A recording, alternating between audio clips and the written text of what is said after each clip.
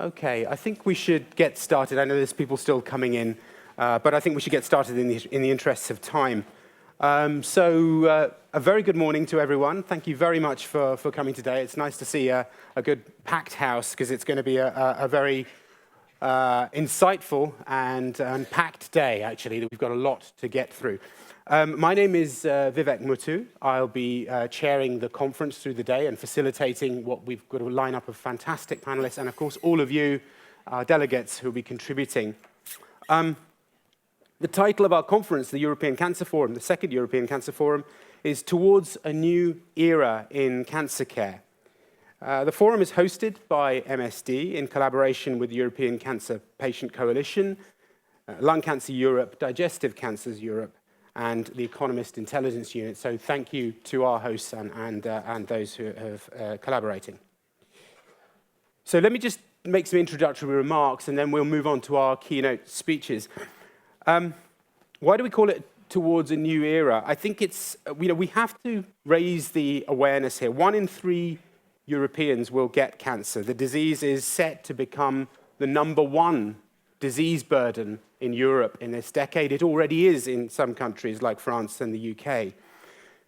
Incidence is rising sharply. Fortunately, mortality is not rising commensurately sharply because of good cancer control on the whole, better cancer control, I should say, prevention, early diagnosis, better treatments, and the innovations that are driving those. There have been breakthrough results in recent years and decades, which have helped more and more cancer patients live longer with a good quality of life, and in many cases returning to a normal-ish existence afterwards. But we can't be complacent about that situation. Not all cancers are seeing those advances in survival and return to normality. Not all individuals are. Not all Europeans have the same access to the research and the development and the innovation which has driven the changes. Research and innovation both in technology, but also in services and in prevention and in control policy. For example, if we take areas which are perhaps falling behind, lung cancer is a particular cancer where 1 in 5 people, it's the biggest cancer killer, 1 in 5 people will die of that, with cancer will die of that. So it requires urgent action. So we're moving towards a new era, which is a sort of glass half full as well as glass half empty, in that the innovations are coming thick and fast to make a transformative impact, but they are not being uniformly applied. So it's really essential that we don't leave anyone behind in this emergency to deal with cancer. The vision for future cancer control must involve all stakeholders, and we must work together to accelerate solutions to the inequalities that we find between cancers and between regions. And we are uniquely, it's an opportune moment. There's a unique opportune moment here because on February the 4th, next week, there's the European Cancer Plan and the public consultation. The consultation period for that starts on the 4th of February. So I think we've come at a good time, and I think one of the key objectives today is to derive from you and from our panelists the policy recommendations that we would like to put forward, the hosts of this conference would like to put forward towards that consultation. So I think we really have an important task ahead of us today. The way the day is going to set out, we're going to have some keynote speeches to set the scene, and I'll be introducing those shortly. Then we're going to have a series of panels through the day. First of all, the first panel is really raising awareness of the progress we've made, and I think it's really important that we do note the progress that's been made so that we are looking positively towards the future. But also, at the same time, glass half full, glass half empty, is to see what the underlying challenges are and what the unmet needs are in terms of R&D. The second panel will be looking at the innovations, but most importantly, how do we ensure access to those innovations and ensure equality of access. The third panel in the afternoon will be looking particularly, I mentioned lung cancer earlier as an area where there's an inequality amongst cancers, and we'll be looking at lung cancer in particular, and we'll be, in each of these, and in particular in this case, we'll be presenting some facts of the case so that we have a grounding for a more broad discussion from our panels. So there'll be a presentation from the Economist Intelligence Unit, and then a discussion on lung cancer. So as I say, the key objective is for the cancer plan is to try and derive some recommendations. We're going to have some polling questions to help rank and prioritize some of those policy suggestions, as well as the rich discussions that we'll be having. So thank you very much for joining us, and I do urge you, please, to take part and participate today. I also urge you to use social media. The hashtag is hashtag European Cancer Forum. Feel free to tweet and Facebook and Insta thing, whatever it is. Do all that. Thank you. I can tell my age here, I don't know. Now, we have a lot to get through, so I am going to be quite strict with timing, so please don't take it personally, speakers, panelists, audience, if I am politely urge you to hurry up, because there is an awful lot to get through. So they're just a warning and giving myself permission to do that. The fixed seats have microphones in your left-hand thing. You can all have a look. There's microphones. So if we come to the audience, you have to twist the thing. Okay, and it's a bit the left-hand one. That's it. Okay, and then you have to press the talk button, and then you can actually see a microphone that comes out. This is all very Brussels, so you can then talk through it. Okay, that's fantastic. So if we come to you and then we've got these polling questions. You need to you can either use 4G or you can log on to the Wi-Fi and register, and then you can participate in the polling. Do we have so that's the Slido. You join at slido.com, and do we have the Wi-Fi instructions or any further details? Anyway, as the polling comes up, I will introduce how to do it. So I think that is everything that I need to say on housekeeping. And with that said, I think I'm going to invite then our Deepak Khanna, who is Senior Vice President at MSD and President for Europe, Africa, Middle East, and Canada for MSD Oncology, to open proceedings and to welcome us today. Thank you very much, Deepak.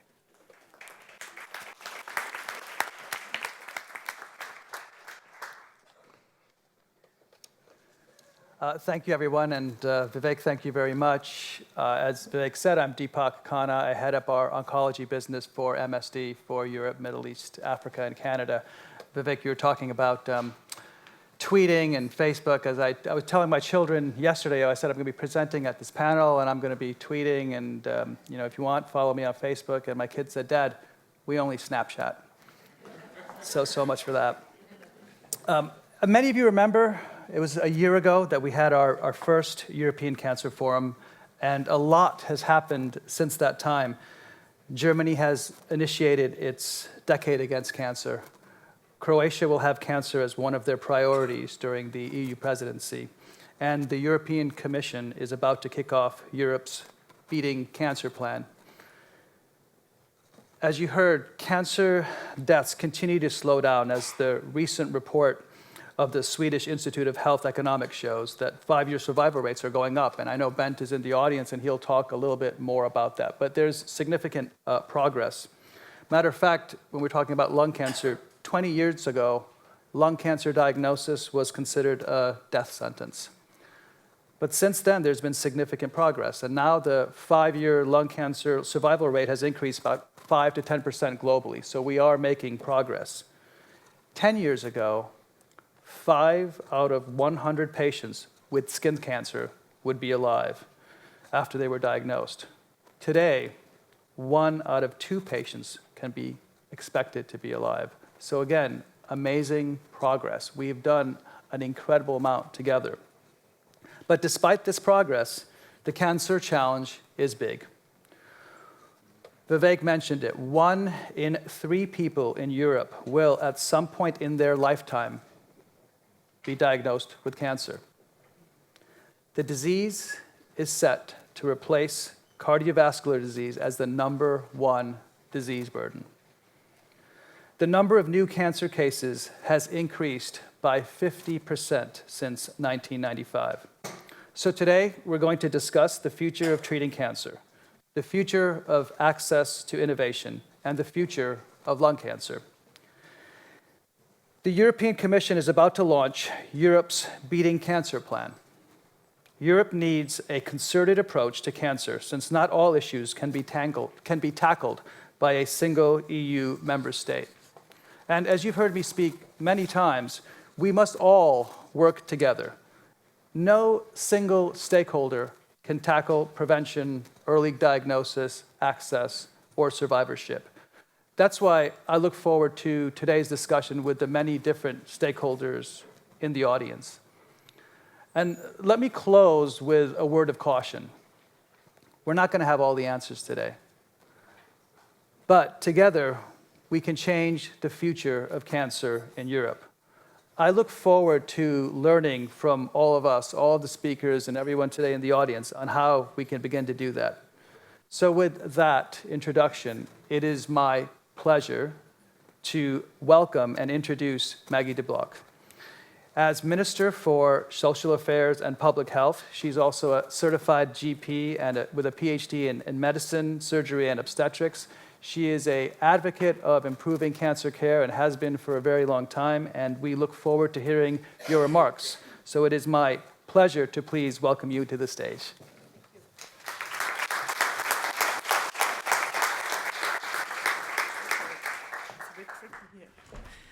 So good morning. Thank you for introducing me. I think you will have an interesting day here at the center. I would like to thank you for the invitation to talk about the access to innovation in cancer care. During the budgetary discussion in the summer of 2018 and the winter of 2019, newspapers in Belgium reported that the budget for drugs was increasing very fast and exceeding the limits enormously. Yes, innovative drugs have a large share in the healthcare expenditure. And yes, we need to find an answer to that challenge. However, if we look to the general evolution of the budget in the past legislature, we can conclude that it, generally speaking, is under control. According to an analysis by Bayer Consulting from 2015 to 2019, the total Belgian drugs reimbursement budget rose with 6.5% in total, or 1.5% on a yearly basis. So that is perfectly in line with the legally allowed growth of the healthcare budget, and even lower than the annual average inflation rate of 1.8% at that moment. One of the innovative therapies that became accessible with the healthcare budget for the reimbursement of drugs is immunotherapy. It was important to give the patient access, and Belgium was the first country to make that happen. Moreover, we decided to speed up the reimbursement procedure. Authorizing by the European Medicines Agency equals immediately reimbursement. So we won a year for the patient. It meant a lot. The result of this strategy are overwhelming. Calculations by Professor Lieven Annemans demonstrated that fast tracking resulted in more than 9,700 quality-adjusted life years gained, whereas the classic procedure would have gained 5,900 QALYs. So, or to put it differently, our patients live longer and they have a better quality of life. And so recently, Professor Nijns at the University Hospital of Brussels, my alma mater, key opinion leader and scientific authority in immunotherapy treatment of patients with malignant melanoma, stated, "Not too long ago, we discussed treatments that could help 1 in 10 patients. Now with immunotherapy, however, we can now help 1 in 3 patients successfully." So this is really a tremendous evolution, and I think we should care for such evolutions in our healthcare. So, ladies and gentlemen, an equally important initiative is the reimbursement of next-generation sequencing diagnosis tests. They are in close relation to drug access. In NGS, we determine the tumor mutations, and we can thus rule out with drugs will work, leading to a more efficient and effective use of appropriate drugs. To ensure high-quality approach of this strategy, we reformed the procedure to make the reimbursement of the test and the drugs more coordinated and coherent. So we also limited the number of laboratories who can perform NGS in 10 lab networks. All test results are being registered in a central database, and the goal is to collect the data to be able to analyze if personalized medicine indeed really works. A similar initiative is the reimbursement of the so-called genetic expression profiling test, GEP, such as MammaPrint and Oncotype DX. These tests can rule out if whether or not women can benefit from chemotherapy. The strategy leads to several advantages. Firstly, these women don't need to deal with unnecessary secondary effects of a therapy with a low added value in terms of quality and of life and health economic value added. And secondly, because the budget is saved by avoiding needless therapy, it can be spent on something more useful or innovative with a higher chance of success. And in the beginning of 2020, some German insurances announced they are going to reimburse this GEP test as well. Ladies and gentlemen, I don't need to mention you that negotiating reimbursement rules for drugs is a really tough job. So for all the parties, all stakeholders are ergens-eyed. The media seems to switch on and off in terms such as, if you don't reimburse, you're not helping the patient, and if you do reimburse, you're certainly paying too much. But whatever we do, it's always in the best interest of the patient, based on medical evidence and within appropriate prices. We did major efforts in Belgium, also when it came to orphan drugs. Drugs for over 33 indications have been reimbursed ruling, of which almost half of them for rare tumors. Rather than complaining all the time, those results and advantages for the patients should be mentioned more often. We are able to set this type of access by a more efficient use of means. And the Pact of the Future with the pharmaceutical industry for the patient was our guideline for 4 years. The budget overrun was limited by emphasizing on a patient cliff strategy, and more budget was available by promoting prescriptions for cheap medicines in the past legislature. Of course, pricing and the public budget for drugs will remain an upfront challenge in the next legislation. A major discussion is how should a drug price be determined? What and how should a public reimbursement system pay? In short, what is an acceptable price for society, and to what extent is a solidarity mechanism of a society willing to pay? Our National Expertise Centre for Healthcare, KCE, researched this question in a report titled Threshold for Cost Efficiency in Healthcare. You can find it on their website. So the KCE reports refer to a so-called incremental cost efficiency ratio, or ICER, for Belgium. The ICER compares the estimated cost difference between two interventions and the outcome difference between these two interventions. So the ICER represents the estimated additional cost of an intervention per extra unit of health effect compared to the most cost-effective alternative. Although no countries seem to use a fix, that means by legislation determined, ICER threshold amounts in the UK, USA and the Netherlands vary between 25,000 up to 95,000 euro. One of the major objections is companies automatically set the price at the level of the ICER, even if the product is much cheaper, or similarly set a price at the cost of the therapeutic alternative. So in this way, we see prices that are not in relation to the cost of development, production, distribution, and control, but rather take the cost of the lifespan of a sick patient for society compared to the health patient into account. So except for merely paying for the product only, the solidarity mechanism of society is also paying for the other aspects added in the price of the new drugs. Thus, future discussions probably will be focused on the questions which elements, other than the elements of development and production cost, can be taken into account to set the price of an innovative drug. Anyway, the institutions of the European Union are noticing the ever-increasing prices of new drugs as well. So, ladies and gentlemen, the European Parliament notices difficulty faced by patients in securing access to a reimbursement for drugs in the Member State. This leads to differences in availability and ruling across the European Union.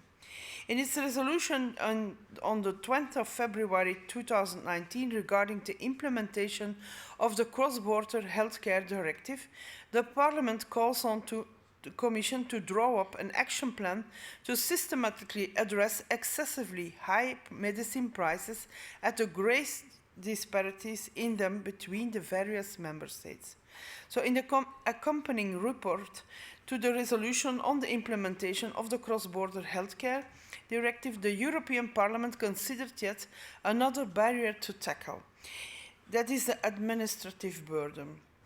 There is a considerable room for improvement and simplifying the reimbursement procedures in a number of member states, particularly with regard to prescription, orphan drugs, pharmaceutically compounded medical products, and follow-up therapy and procedures.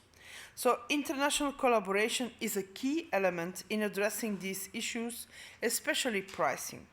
Therefore, I started the Benelux initiative, and I hope so support for this project within Europe will keep growing. Also, the European Parliament recently called the Commission to action. So, ladies and gentlemen, aside from the discussion of access to innovative drugs, we all have also made major steps forward in the fight against cancer. And that is a very positive thing. I've already mentioned immunotherapy and next-generation sequencing, but moreover, we took measures to guarantee the quality of life by investing in better reimbursement for smoke and cessation therapy, more control over passive smoking among youngsters, a fair fee and limited supplements for autologous breast reconstruction, the onco-freezing, the stem cell donor recruiting of underrepresented target populations, long-duration consultation in case of complex surgery, concentration in high expertise reference center of surgery for pancreas and esophagus cancer, reimbursement of minimal residual disease tests for children, reimbursement for dental care after having cancer, lymphedema clinics, the IBM Watson for oncology test. So, ladies and gentlemen, despite the major budgetary constraints we all struggle with, we faced past legislative term. I did whatever was possible to allocate the budget as efficiently as possible to ensure patients with cancer maximum access to care. Their quality of life was the primordial benchmark, and I will continue to be so in the future. So I wish you all an interesting journey reflecting about the future in cancer, and I think we must give hope to the many patients that will follow. Thank you very much.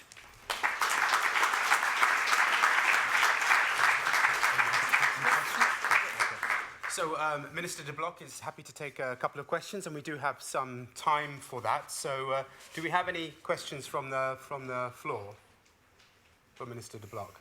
And thank you very much for the overview. It's still early. So. Yes. Yeah, great. Thanks for starting us off. Now, yes, you have to navigate that complicated... Yeah. So you press the talk button and then pull the mic out. Well done for being the first. Okay. No, the microphone. There's a little microphone. That's it. Oh, you don't need the headphone. That's it. Yeah, my question really is about we're on the eve of a European Cancer Plan being launched by the European Commission on the 4th of February, and I wondered, from your point of view, what would be the key priority that you'd see the European level of a cancer plan adding value to what you do in Belgium? Well, as I said, I think we have to cooperate more, and we have to. We're doing horizon scanning with lots of countries. We started that also. We have 9 countries now working together on horizon scanning. We could also help each other with the health technology assessment, and then of course there is the negotiations about pricing and access to patients, and that has to be sustained by evidence-based, of course. So I think we can, other than doing all the job on our own, we can help each other and exchange information. And so I think health is a priority for every member state in Europe. So that why, if you are cooperating by having the euro, why wouldn't we cooperate to having a better health for our patients? So that has always been puzzling me. We are an economic union, we are a financial union, but we don't do enough for all our patients. Any others? Yes, please. Thank you. My name is Léa Coulet, and I work for the Medical Nutrition International industry.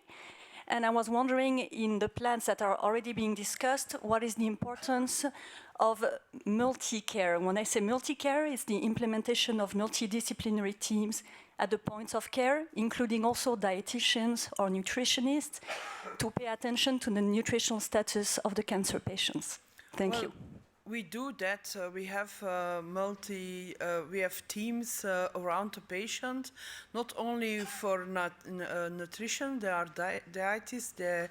We look at the weight loss. We look at the loss of muscles, and by giving extras on proteins and things like that. So also, I think another component is the psychological thing that's going on, because when you have cancer, it is also a struggle in your head, so to have enough courage to continue, and that there are multidisciplinary oncological teams, not only with doctors, but also nurses, also dietitians, also psychological help, and so I think we have to have a holistic view on how treating the cancer patient. We have time probably for 1, maybe 2 more questions. Yes, please. The other side, yeah. Okay, thank you. My name's Emma Woodford from the European Oncology Nursing Society. First of all, I'd like to say thank you, Mrs. de Blok, for the plain packaging on tobacco products. I think that was really one of the main successes in cancer prevention of your time. And I'd like to also then make a plea for more discussion perhaps about prevention today, because we can't beat cancer until we can prevent it properly. Well, I think we have different sorts of cancers. We have, of course, like lung cancers, not all of them, but lots of them are avoidable by not smoking and other measures.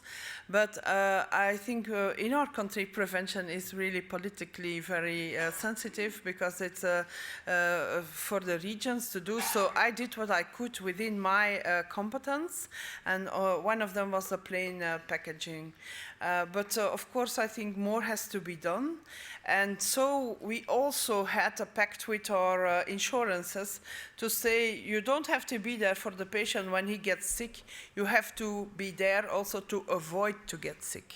And that is also important, and that means all the prevention all the way from school to adults and so on. So of course, people decide for themselves, and also we have a number of cancers where we don't know what is the course of it. So that is another thing. We have to do everything we can in prevention, but we have to avoid to say to the patient, well, of course, now you have a cancer, what have you done? That's not always, there is not always a link between behavior and having a cancer. Unfortunately, we know that the genetic material is also responsible for a number of cancers. Yes, we have time probably for 1 more. Yes, thank you.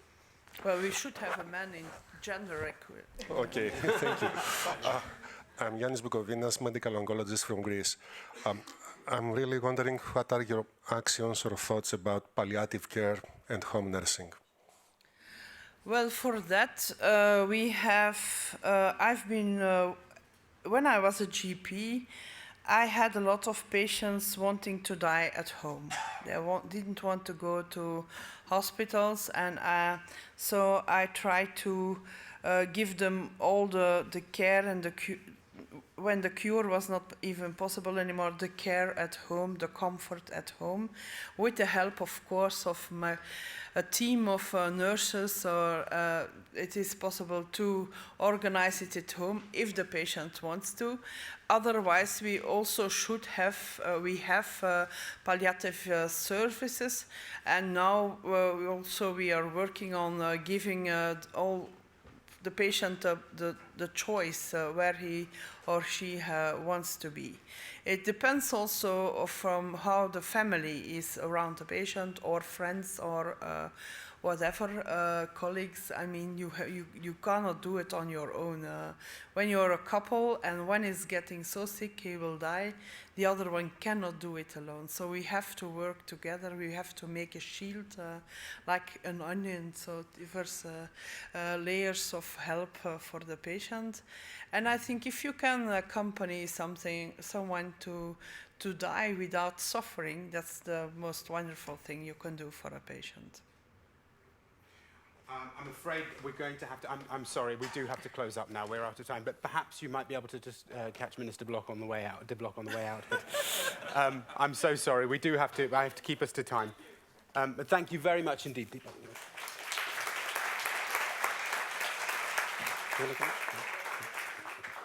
That's great, thank you very much. So the key things there, I think, was thank you for setting out the challenges and the complexities of access.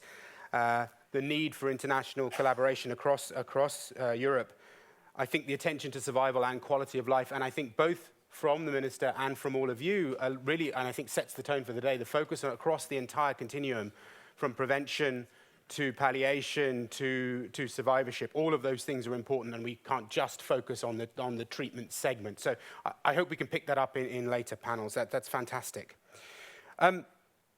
It's now time to we're going to have an opening video. So we'll just we'll have that for a couple of minutes, and then we'll move into our next session with Martin Seychelles. So thank you.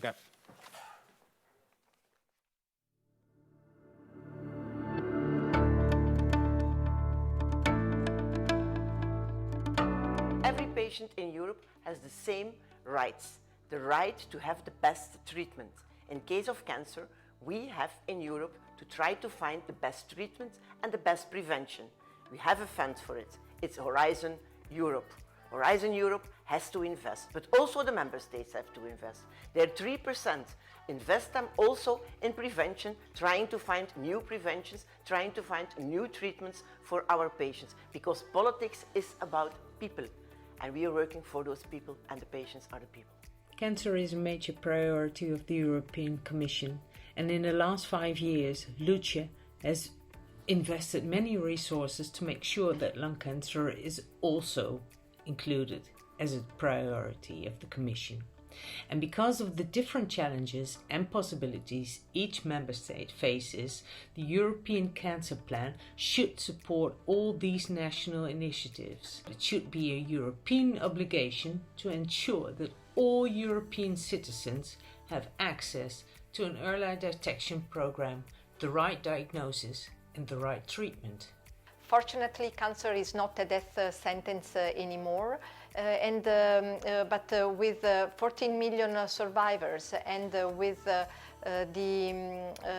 aging population, it's becoming more and more an issue to address survivorship, not only from a clinical point of view, but also from a social and economical point of view.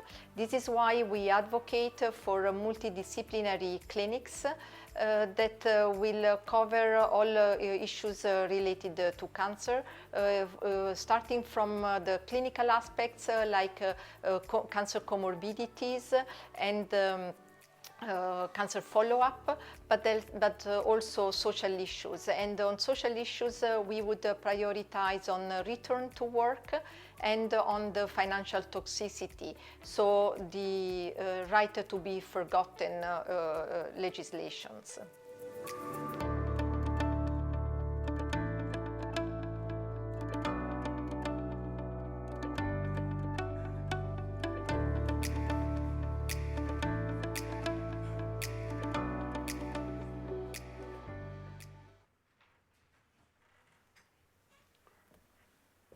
Great, thank you. So now the next of our keynote speeches, the final keynote speech before we move into the panels, I'm going to invite Martin Seychelles, many of you will know about, Deputy Director General for Health and DG Santé for the European Commission. So thank you very much, Martin.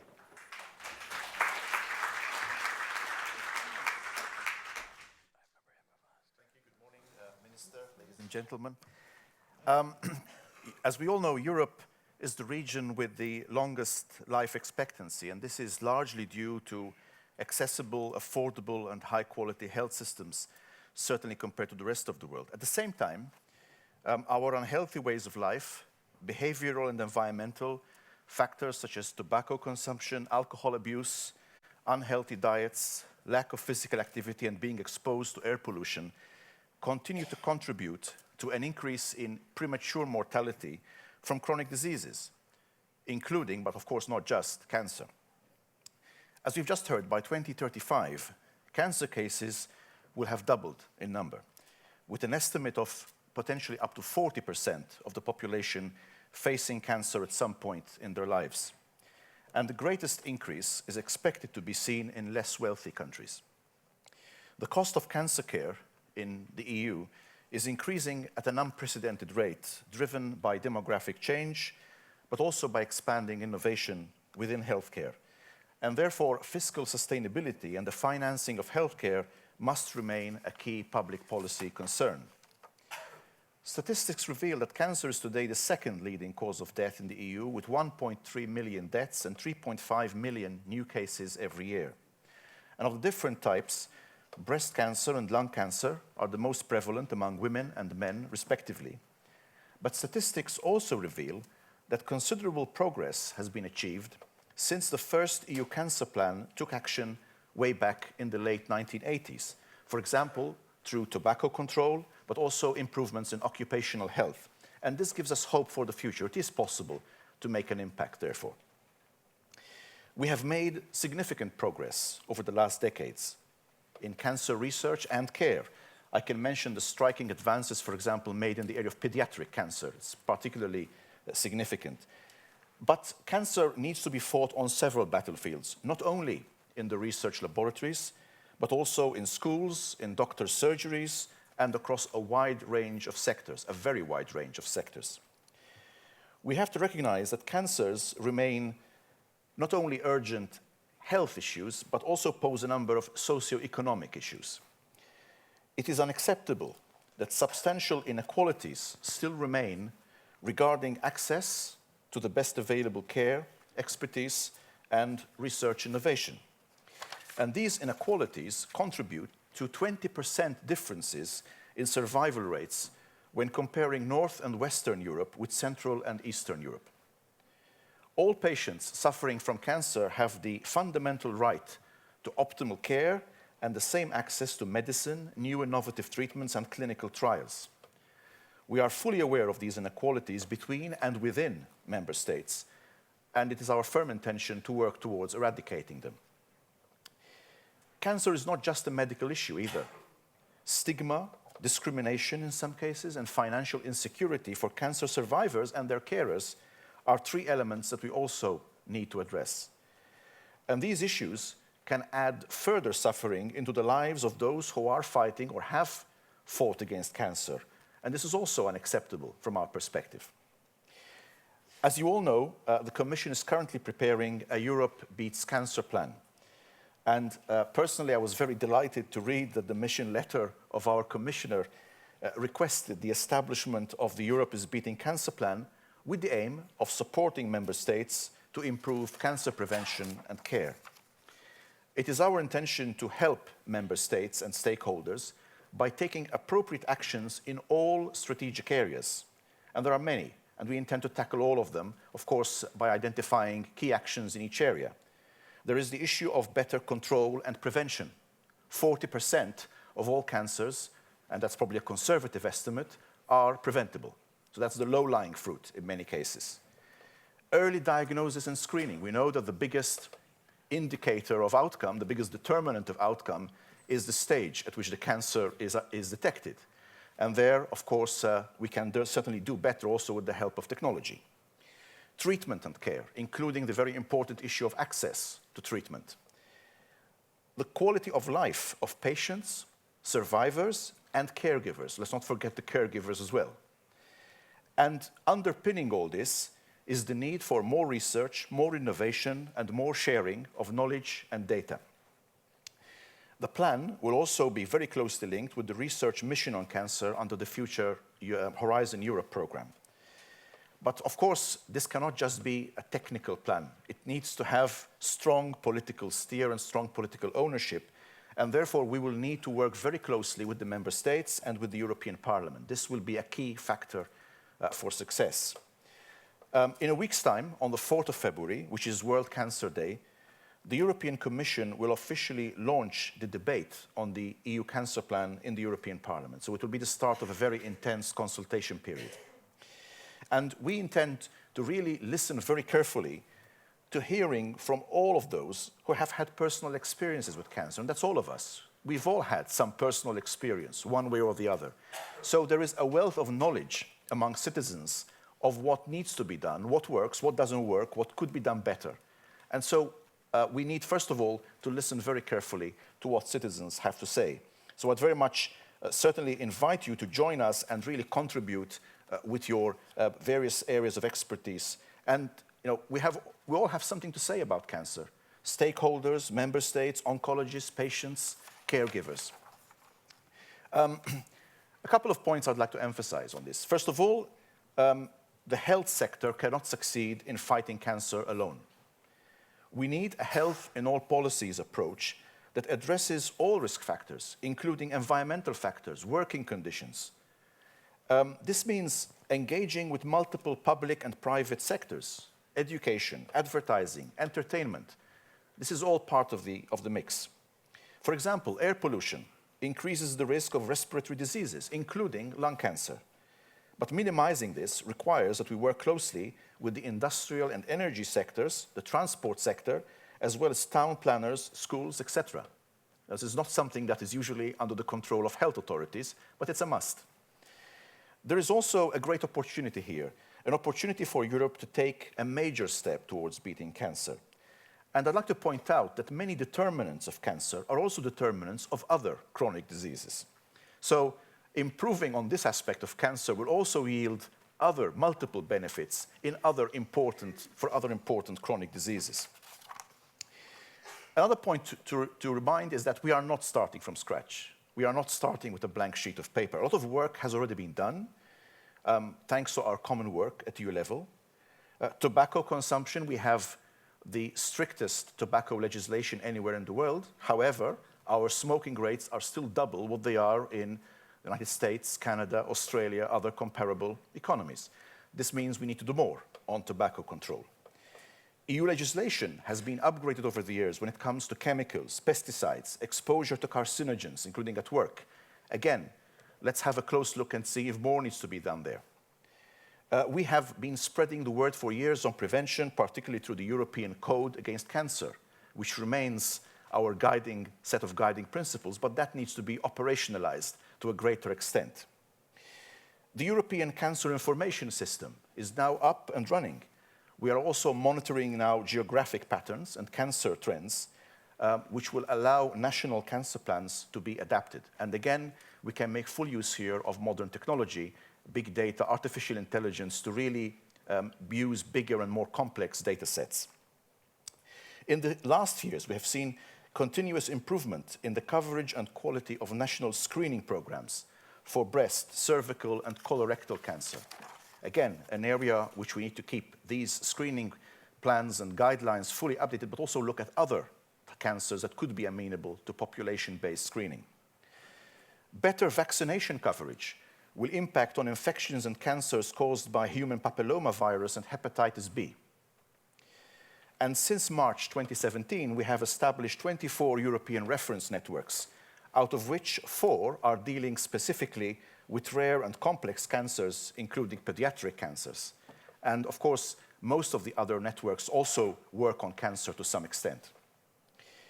Investment in research and innovation, as you all know, has always been a priority for the Commission, and even more so at this time. Through its framework programs for research, the European Commission has invested some 2.8 billion euros since 2007 on prevention, diagnostics, therapeutics, cost effectiveness and quality of life of patients and cancer survivors.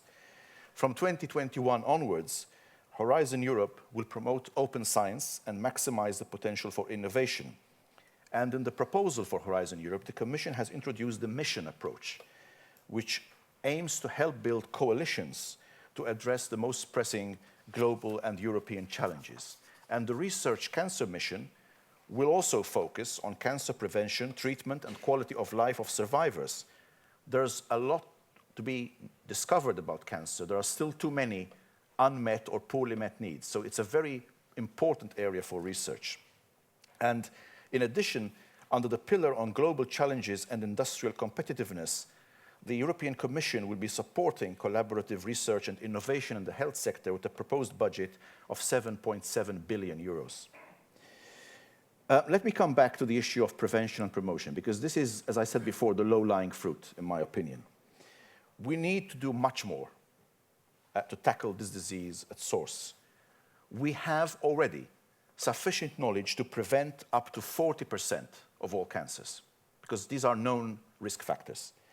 But we need to translate this knowledge in concrete actions. The first thing we have to do is increase the investment in this area. Unfortunately, today, there are still only a spending of 3% of member state spending on health is on prevention. That's an obvious place to start. The potential to save lives through prevention is immense. But to fulfill it, we need to focus on aspects such as tobacco consumption, alcohol abuse, vaccination, physical exercise, environmental factors, and healthy lifestyle habits. On these last two aspects, it's worth noticing that the EU Cancer Plan will also rely on other Commission initiatives, such as the new Farm to Fork strategy, which is being presented as part of the European Green Deal, and which will provide renewed EU food policies. There are many other aspects we would like to look at as a priority. Cancer registries represent another chapter that we need to pool our efforts on.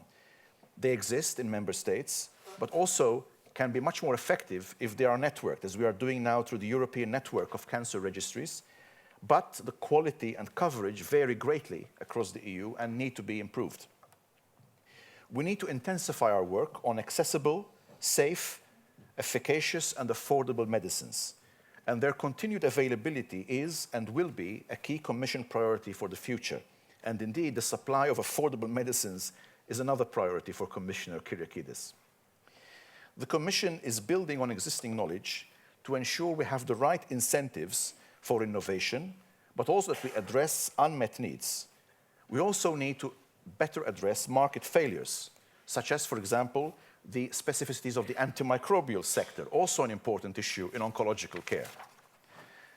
The Commission is working with member states, the European Medicines Agency, and other actors in the Pharmaceutical Committee to address these challenges. For example, work is underway towards influencing companies to launch new medicines more speedily in all EU member states. The Commission is working with member states and the agency to find ways to repurpose well-known medicines that are already placed on the market to include additional indications as a means to improve access to new treatments. Access to medicines is a key challenge for the EU. It's also a complex challenge, we acknowledge. It depends on a number of factors: research and development priorities, marketing authorization procedures, health technology assessment, pricing and reimbursement decisions, and also the state of implementation of national healthcare systems. We are currently reflecting on the possible need for additional measures to address shortages of medicines, not just the innovative medicines, but also some of the mainstay generics, which are increasingly sometimes subject to shortages, including in the area of cancer medicines, and a study to analyze the root cause of shortages and to identify possible solutions is planned for 2020. Cancer remains a critical issue across Europe. It can affect anyone, regardless of our situation, and therefore we cannot accept there is such a huge difference in access to cancer medicines and optimal treatment between the EU countries. And reducing health inequalities in the EU must be our core mission for the coming years. Inequalities are, of course, unacceptable. But it also means that there is scope for improvement by bringing the ones who are performing not so well to the level of the ones who are performing well. It means there is a solution. It's very different from a situation where everybody is doing badly. So there is hope, even where there are inequalities, but we need to work very hard on them. So today and in the coming months, Commissioner Kyriakides and all of the Commission services will be discussing with all stakeholders the content and focus of the EU Cancer Plan to ensure it will be ambitious and realistic. The final shape of the plan will only be decided after we've had very strong input from all stakeholders. But I would like very much to invite you to participate very actively in the discussion and to provide us with your feedback during the open consultation, which will start on the 4th of February. Thank you very much.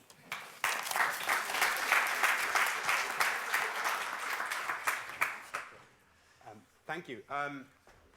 If you could just stay with us, because we're now going to move to a poll. And thank you very much, Martin, for what is a very clear and positive, ambitious, but I think realistic agenda for the Euro. So thank you very much. We're going to have an audience poll. And I wonder if you could just join us, because I'd like you to reflect on the results that we get.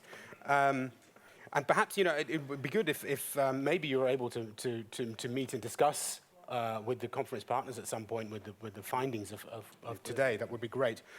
So let me just take you through how we're going to do this poll. This is the delegate poll. You need to, all the instructions are there, but I'll go take you through them.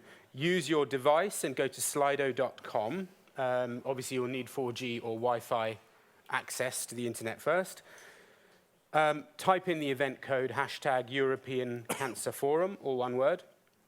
And then we'll ask the questions. So I'll just give you a minute or two to do that. And when I ask the questions, we'll put the questions up, and you can answer them and press send, and in real time, I'm sure many of you have used this, but in real time we'll get the answers. So the question is, the European Cancer Plan presents an excellent opportunity to slow, so we've had one answer, excellent opportunity to slow and reverse the increase in cancer rates. In which of the areas below can EU action, do you think, have the greatest impact? So access to treatment, health in all policies, prevention. Oh, it's moving around as I say it. There, you can see the questions. I'll just give you a couple of minutes to do that. You can vote for up to 3 options, by the way. It's not a exclusive choice.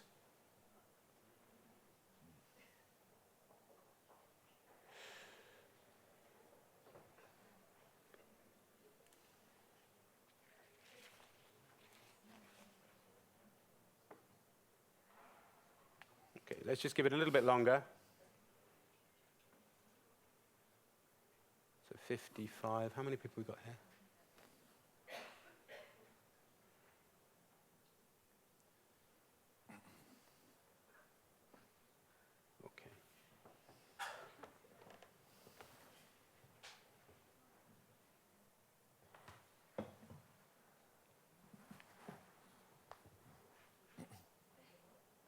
Okay, we seem to be stabilizing at 65. Anyone not voted that really wants to? Oh, here we go. Oh, that's worked.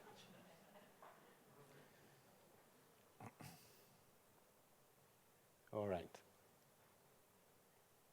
I think the ranking is staying pretty stable now, actually. Okay, so maybe we can have a quick discussion about what we see there. So, I mean, you did talk about prevention. You talked about health in all policies. It's interesting that they are somewhat lower down the agenda than treatment. Well, I think it's also recognition of that sometimes these are the 2 most complex issues. I mean, prevention, you're dealing largely with behavioral issues. I think we organize prevention is not just an issue of telling people, what's right and what's wrong. It's a question of addressing the complex, reasons why people take decisions, sometimes the wrong decisions, unfortunately. Health in all policies is also a very, very complex orchestra to conduct. So I think it's a recognition, maybe my reading is, it's a recognition of the fact that it's particularly complex. I mean, not that the others are straightforward, but these are particularly. But one thing to keep in mind is that also we have to see there are areas where Europe has a direct responsibility. Certain aspects of prevention. I mentioned tobacco, workplace exposure to carcinogens, the chemicals legislation. These are areas where Europe has a direct responsibility. And these we need to look at, of course, carefully. The issues of access very interestingly also a very strong vote for how we can use data. Yes, yes. This is really important because another political priority. And I think we recognize that the key to unlocking many of the issues around cancer is often hidden in that data, but it's simply not been possible until now to actually meaningfully use that data. So we have to work, I mentioned the registries, we have to unlock the full potential of genomic data. There's the 1 Million Genomes Initiative, which definitely cancer will be a main focus, or we can definitely work within the context of the European reference networks, for example. Especially for rare cancers, where getting hold of data is not easy. It's quite complex by virtue of the need. You have to have a critical mass of data before you can actually start to draw any meaningful conclusions. Some of the issues, I'm a bit surprised, for example, the low vote for palliative care. I mean, palliative care, there are already best practices in Europe.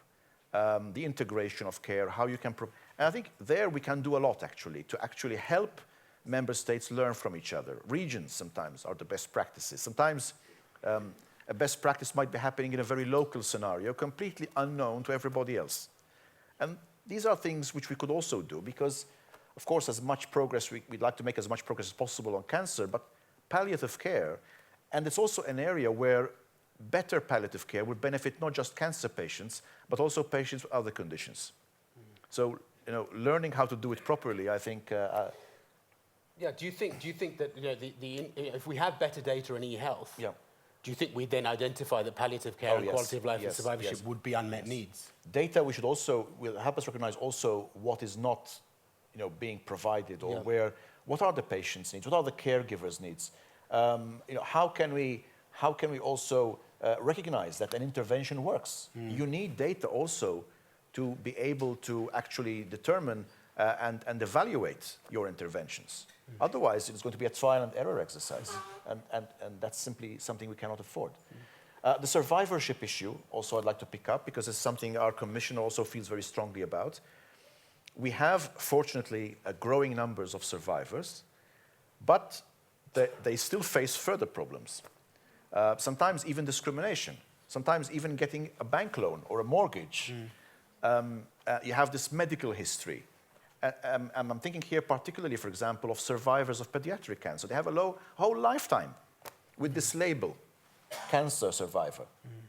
And that's something which we need to work on. And there is a role that Europe can play. We have extensive experience on how to successfully combat discrimination in various forms. This is one other element, I think, where we need to use kind of approaches to give these survivors the chance to get fully back into normal life and avoid these kind of unacceptable problems.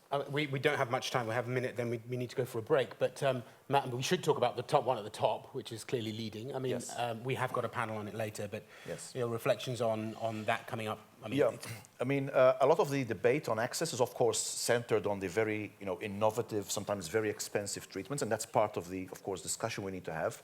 But also, I mentioned the growing problem with some of the generic medicines. I mean, disappearing of the market, shortages. It's a growing concern in many member states. Then we have the problems, for example, of small markets, small member states. Sometimes not just a question of cost. Some of these member states complain to us they don't even get an offer sometimes.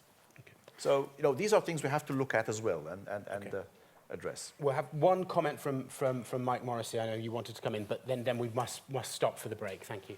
Martin, since we're all gathered here and we're all friends here and we can speak openly, and you're an experienced leader at DG Santé, I was wondering if you could give us a bit of an inside scoop on what it's been like working on cancer within the EU the last few months. You've got the Cancer Mission launch, you've got next week's launch of the Beating Cancer Plan. Expectations are running high, mate. What's it like on the EU side? Are you guys excited, relaxed, worried, under pressure? Can you give us a bit of a feeling of what the last few months have been like for you guys? Well, can you keep it to 4 adjectives? I can answer most of the above. No, but you sense that there is a moment of opportunity here, which we can't afford to lose.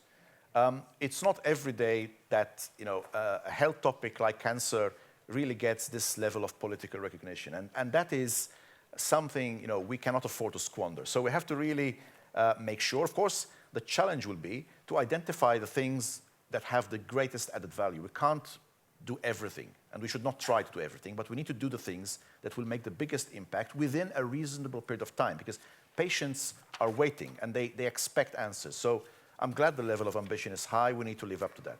Okay, we're going to have to stop there. I want everyone back, please, at 10:30 sharp. We need to start again. So thank you very much, Martin. So a round of applause, please.